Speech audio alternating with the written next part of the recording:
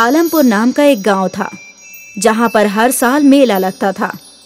वहां दूर दूर से ऋषि मुनि आया करते थे। गांव से बाहर रहने वाले रिश्तेदार गांव लौट कर आते थे और सारा गांव बड़ी ही जोश के साथ मेले में शामिल होते थे। जितेंद्र शहर के स्कूल में पढ़ाई करता था। वो भी मेला देखने गांव आया था। वो अपने वालिदैन और बहन के साथ मेले का लुत्फ उठा रहा था। अब्बू मुझे बैट चाहिए।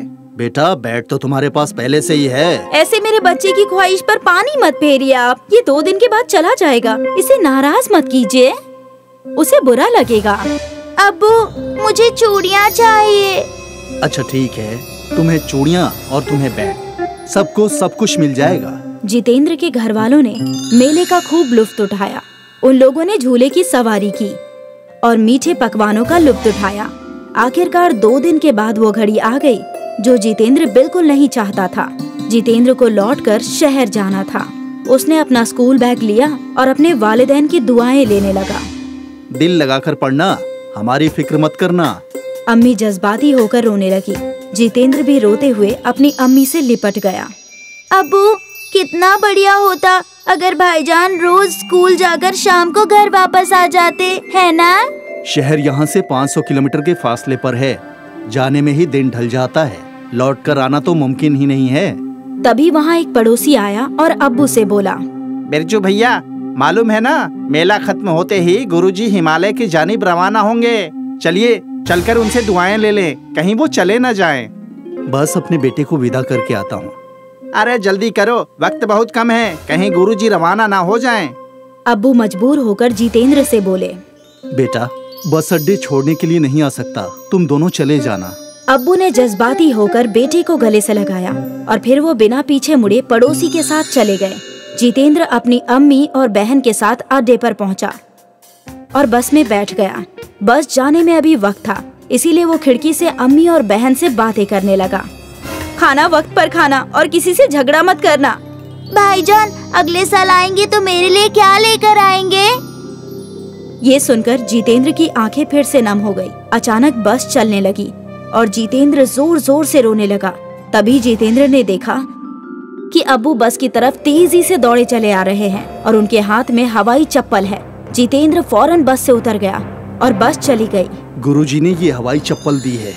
उन्होंने कहा है कि बेटे को पहना देना। बेटा उड़ते उड़ते शहर जाएगा और उड़ते उड़ते वापस घर आएगा। शहर में रहने की अब कोई जरूरत नहीं।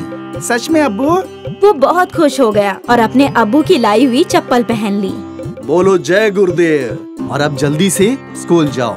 जय गुरुदेव। और फिर देखते देखते जितेंद्र हवा में उड़ने लगा। उसे देखकर लोग हैरान होने लगे। अम्मी जितेंद्र को टाटा कहते हुए बोली, शाम को जल्दी आना, तुम्हारे लिए आलू और मटर की सब्जी बनाकर रखूंगी मैं। फिर क्या था, जितेंद्र उड़ते हुए 10 मिनट में शहर पहुंचा और स्कूल की छत पर उतर गया। जय गुरुदेव, अब क्लास में जाकर बैठ जाता हूँ। जितेंद्र क्लास के लिए निकल गया और शाम हुई तो फिर से वो छत पर जाकर हाथ जोड़कर बोला, जय गुरुदेव। और कमाल हो गया, जितेंद्र आसमान में उड़ने लगा और उड़ते उड़ते अपने घर की छत पर उतरा। छत पर उसकी अम्मी उसका इंतजार कर रही थी। जितेंद्र अपनी अम्मी से लिपट गया और इस तरह जितेंद्र रोज चप्पल पहनकर शहर के स्कूल जाने लगा और शाम होते ही अपने गांव, अपने घर लौट आता था। एक रोज शहर में जीतू अपने दोस्त के साथ मंदिर पहुंचा। वो मंदिर के बाहर चप्पल उतारकर अंदर गया और जब बाहर आया तो उसकी चप्पल मौजूद नहीं थी। ये देखकर जितेंद्र की सांसें तेज हो गई। अरे यहीं तो उतारी थी, मेरी चप्पल कहाँ गायब हो गई? लगता है चोरी हो गई। पिछले हफ्ते मेरे साथ भी ऐसा ही हुआ था। चलो छोड़ो। जितेंद्र जोर जोर से रोने लगा। जब तक मेरी चप्पल नहीं मिलेगी मैं घर नहीं जा सकता। हीरे मोती जुड़े थे क्या तेरे चप्पल में? दूसरी खरीद लेना। चल। मेरी परेशानी तुम नहीं समझ सकते और ना मैं तुम्हें समझा सकता हूँ। तुम जाओ, मुझे तन्हा छोड़ दो। दोस्त निकल गए और जितेंद्र वहीं मंदिर के सीढ़ियों पर बैठकर रोता रहा। उसे बैठे बैठे शाम हो गई और तभी एक पुजारी ने उसे नंगे पांव बैठा देखा तो वो समझ गया, या खुदा, अब मैं घर कैसे जाऊंगा? जितेंद्र फिर से रोने लगा। तभी वो पुजारी अपने साथ एक आदमी लेकर आया और कहने लगा, देखो रघु, ये बच्चा सुबह से नंगे पांव बैठा अपनी चप्पल के लिए रो रहा है। और तुम चप्पल चुरा कर भाग गए। न जाने कब खुदा तुझे तौफीक देगा। चल इस बच्चे की चप्पल वापस कर। चोर के पैर में अपनी चप्पल देखकर जितेंद्र खुश हो गया। ये पकड़ अपनी 50 रुपए की बेकार सी चप्पल। पुजारी ने मेरा दिमाग खराब कर दिया।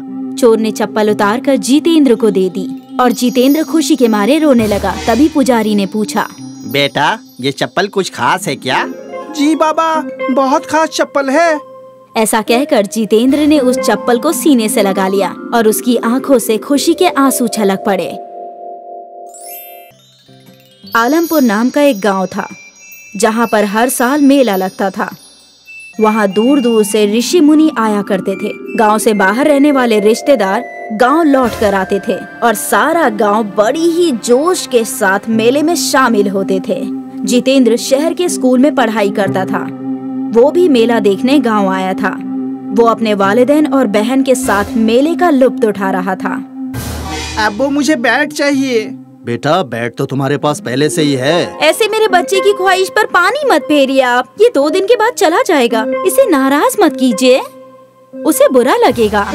अब्बू मुझे चूड़ियाँ चाहिए। अच्छा ठीक है, तुम्हें चूड़ियाँ और तुम्हें बैट, सबको सब कुछ मिल जाएगा। जितेंद्र के घर वालों ने मेले का खूब लुत्फ उठाया। उन लोगों ने झूले की सवारी की और मीठे पकवानों का लुत्फ उठाया। आखिरकार 2 दिन के बाद वो घड़ी आ गई जो जितेंद्र बिल्कुल नहीं चाहता था। जितेंद्र को लौटकर शहर जाना था। उसने अपना स्कूल बैग लिया और अपने वालिदैन की दुआएं लेने लगा। दिल लगाकर पढ़ना, हमारी फिक्र मत करना। अम्मी जज्बाती होकर रोने लगी। जितेंद्र भी रोते हुए अपनी अम्मी से लिपट गया। अब्बू कितना बढ़िया होता अगर भाईजान रोज स्कूल जाकर शाम को घर वापस आ जाते, है ना? शहर यहाँ से 500 किलोमीटर के फासले पर है। जाने में ही दिन ढल जाता है, लौट कर आना तो मुमकिन ही नहीं है। तभी वहाँ एक पड़ोसी आया और अब्बू से बोला, बिरजू भैया, मालूम है ना, मेला खत्म होते ही गुरुजी हिमालय की जानिब रवाना होंगे। चलिए चलकर उनसे दुआएं ले लें, कहीं वो चले न जाएं। बस अपने बेटे को विदा करके आता हूँ। अरे जल्दी करो, वक्त बहुत कम है, कहीं गुरुजी रवाना ना हो जाएं। अब्बू मजबूर होकर जितेंद्र से बोले, बेटा बस अड्डे छोड़ने के लिए नहीं आ सकता, तुम दोनों चले जाना। अब्बू ने जज्बाती होकर बेटे को गले से लगाया और फिर वो बिना पीछे मुड़े पड़ोसी के साथ चले गए। जितेंद्र अपनी अम्मी और बहन के साथ अड्डे पर पहुंचा और बस में बैठ गया। बस जाने में अभी वक्त था, इसीलिए वो खिड़की से अम्मी और बहन से बातें करने लगा। खाना वक्त पर खाना और किसी से झगड़ा मत करना। भाईजान अगले साल आएंगे तो मेरे लिए क्या लेकर आएंगे? ये सुनकर जितेंद्र की आंखें फिर से नम हो गई। अचानक बस चलने लगी और जितेंद्र जोर जोर से रोने लगा। तभी जितेंद्र ने देखा कि अब्बू बस की तरफ तेजी से दौड़े चले आ रहे हैं और उनके हाथ में हवाई चप्पल है। जितेंद्र फौरन बस से उतर गया और बस चली गई। गुरुजी ने ये हवाई चप्पल दी है। उन्होंने कहा है कि बेटे को पहना देना। बेटा उड़ते उड़ते शहर जाएगा और उड़ते उड़ते वापस घर आएगा। शहर में रहने की अब कोई जरूरत नहीं। सच में अब्बू?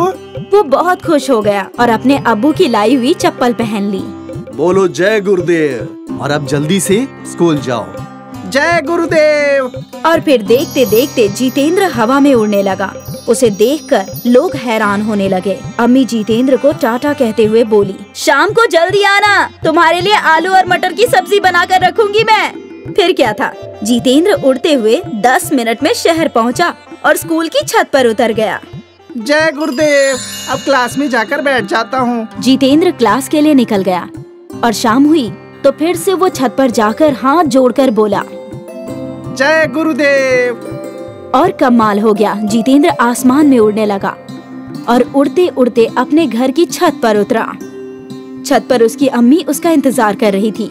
जितेंद्र अपनी अम्मी से लिपट गया और इस तरह जितेंद्र रोज चप्पल पहनकर शहर के स्कूल जाने लगा और शाम होते ही अपने गांव, अपने घर लौट आता था। एक रोज शहर में जीतू अपने दोस्त के साथ मंदिर पहुंचा। वो मंदिर के बाहर चप्पल उतारकर अंदर गया और जब बाहर आया तो उसकी चप्पल मौजूद नहीं थी। ये देखकर जितेंद्र की सांसें तेज हो गई। अरे यहीं तो उतारी थी, मेरी चप्पल कहाँ गायब हो गई? लगता है चोरी हो गई। पिछले हफ्ते मेरे साथ भी ऐसा ही हुआ था। चलो छोड़ो। जितेंद्र जोर जोर से रोने लगा। जब तक मेरी चप्पल नहीं मिलेगी मैं घर नहीं जा सकता। हीरे मोती जुड़े थे क्या तेरे चप्पल में? दूसरी खरीद लेना। चल मेरी परेशानी तुम नहीं समझ सकते और ना मैं तुम्हें समझा सकता हूँ। तुम जाओ, मुझे तन्हा छोड़ दो। दोस्त निकल गए और जितेंद्र वहीं मंदिर के सीढ़ियों पर बैठकर रोता रहा। उसे बैठे बैठे शाम हो गई और तभी एक पुजारी ने उसे नंगे पांव बैठा देखा तो वो समझ गया। या खुदा, अब मैं घर कैसे जाऊंगा? जितेंद्र फिर से रोने लगा। तभी वो पुजारी अपने साथ एक आदमी लेकर आया और कहने लगा, देखो रघु, ये बच्चा सुबह से नंगे पांव बैठा अपनी चप्पल के लिए रो रहा है और तुम चप्पल चुरा कर भाग गए। न जाने कब खुदा तुझे तौफीक देगा। चल, इस बच्चे की चप्पल वापस कर। चोर के पैर में अपनी चप्पल देखकर जितेंद्र खुश हो गया। ये पकड़ अपनी 50 रुपए की बेकार सी चप्पल। पुजारी ने मेरा दिमाग खराब कर दिया। चोर ने चप्पल उतार कर जितेंद्र को दे दी और जितेंद्र खुशी के मारे रोने लगा। तभी पुजारी ने पूछा, बेटा, ये चप्पल कुछ खास है क्या? जी बाबा, बहुत खास चप्पल है।